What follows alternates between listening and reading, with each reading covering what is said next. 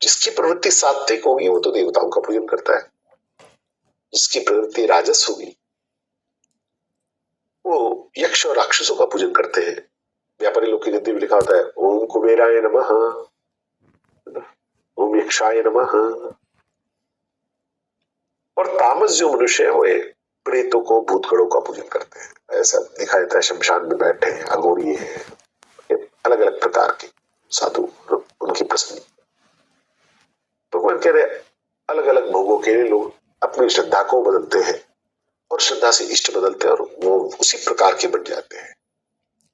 शास्त्र विहितंगोरम तप्यन्ते तपोजनाः दम्भांकार संयुक्ता कामराग बलान्विताः कर्षयन्तः शरीरस्थं तान् विद्यासुर निश्चयान् मां चैवान्तः शरीरस्थं तान् विद्यासुर निश्चयान्।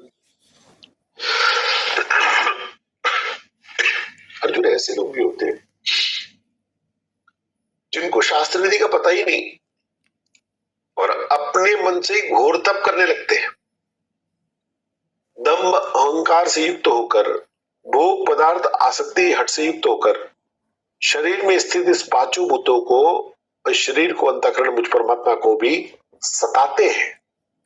उन अज्ञानियों को तो आसुर निष्ठा वाला यानी आसुर संपत्ति वाला जान। भगवान कह रहे बस मन मर्जी की, शास्त्र का विचार नहीं किया तो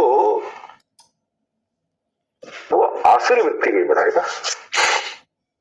शास्त्र और श्रद्धा युक्त तप ये प्रसन्नता को प्रदान करेगा, लेकिन जो अशास्त्रीय तप है ये अप्रसन्नता को,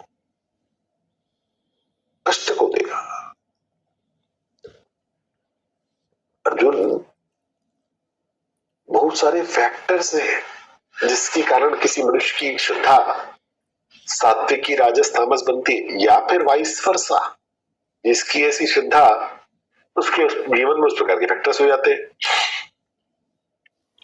आहारस्तपि सर्वस्य त्रिविधो भवति प्रियः यज्ञस्तपस्तथा दानं तेषां भेदमिमं शृणु। आहार भी सबको तीन तीन प्रकार का प्रिय होता है और वैसे ही यज्ञ, तप और दान भी तीन प्रकार के प्रिय होते हैं। अतः शास्त्रीय कर्मों में भी गुणों को लेकर तीन तीन प्रकार की रुचि होती है। उनके इस भेद को तुम मुझसे सुनो।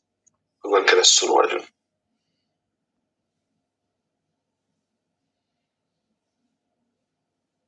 स्वभाव, श्रद्धा और कर्ता, इसमें सामंजस्य चाहिए।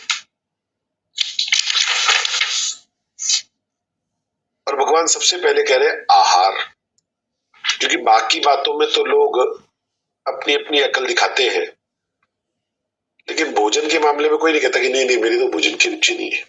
तो भगवान ने वही से आरंभ किया। भगवान ने कहा भोजन भी सबको तीन प्रकार का प्रिय है, यज्ञ भी सबको तीन प्रकार का प्रिय है, तप भी सबको तीन प्रकार का प्रिय है और दान भी सबको। ये चार ही बात ऐसी नहीं, भगवान ने चार उदाहरण लेकर अपनी बात को समझाने का यहाँ पर प्रयास किया। भगवान ने सुनो अर्जुन, आयु सत्व बल आरोग्य सुख प्रीति विवर्धना रस्य स्निग्धा स्थिरा हृदया आहार सात्विक प्रिया।